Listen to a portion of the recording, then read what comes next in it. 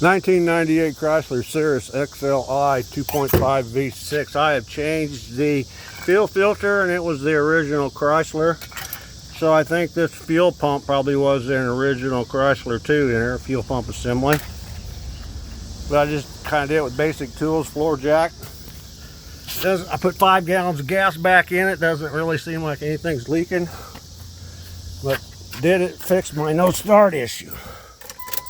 And I probably, gas fuel gauge is going up. I did turn the key on.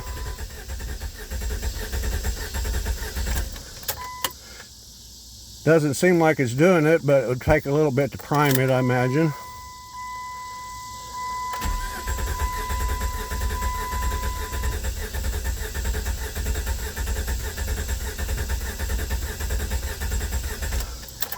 Must have been something else.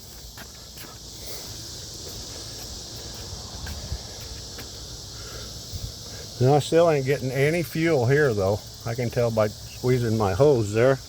Might hook the battery charger up on it and whirl it over some more, but it hasn't seemed to make my no start issue go away.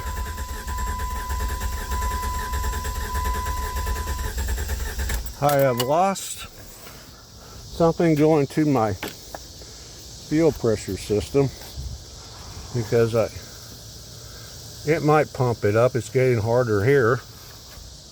Let's just see, even if it is kind of a longer video.